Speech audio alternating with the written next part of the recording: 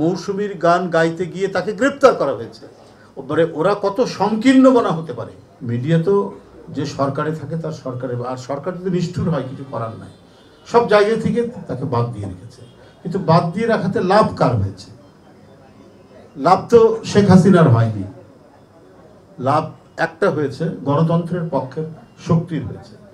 সে মৌসুমীর মতো আরেকজন প্রতিভাবান শিল্পীকে সে তাকে দিয়ে গান গাইয়েছে, যে গানটা আমি দেখেছি যে মানে সংস্কৃতির যে কি প্রবল প্রতাপ হতে পারে, তার যে কি অন্তর্নিহিত শক্তি থাকতে পারে, সেটা আমরা কারাগার থেকে এবারও টের পেয়েছি, যখন তার গানটি একেবারে কারাগারের ভিতর পর্যন্ত তার ছোঁয়া এসে লাগছে, তার ঢেউ এসে লাগছে, যে একটি মেয়ে এই গানটা গাচ্ছে।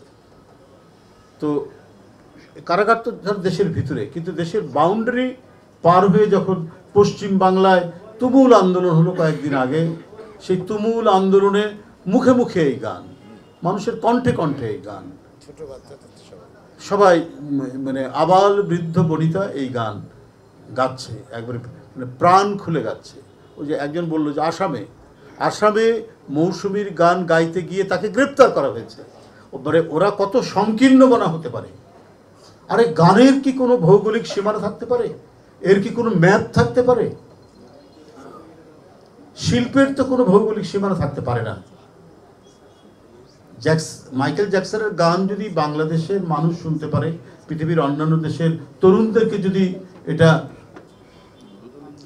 মানে ওদেরকে উন্মাতাল করে তুলতে পারে, তাহলে মৌসুমীর গান এত হৃদয়গ্রাহী হয়েছে মানে আন্দোলনে, যে কোনো দেশের আন্দোলন, বিশেষ করে বাংলা ভাষাভাষী অঞ্চল, এই আসাম, পশ্চিমবাংলা, বাংলাদেশ, ত্রিপুরা, এটা তো বাংলা ভাষাভাষী অঞ্চল।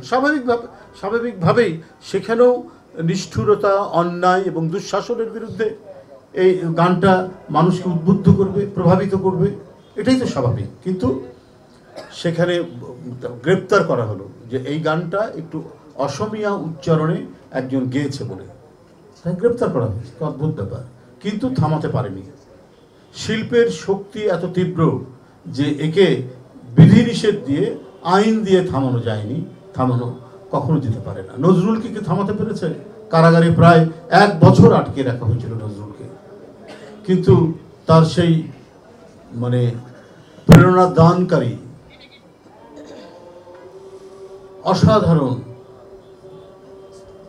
হৃদয় ছুঁয়ে যাওয়া সেই গানগুলোকে তো আটকাতে পারেনি। ওই গানগুলো গেয়েছে এবং এই উপমহাদেশের স্বাধীনতা আন্দোলনের প্রধান প্রেরণা দানকারী সেই গানগুলো তখন গাওয়া হয়েছে, এবং আজও নজরুলের গান আমরা গাই।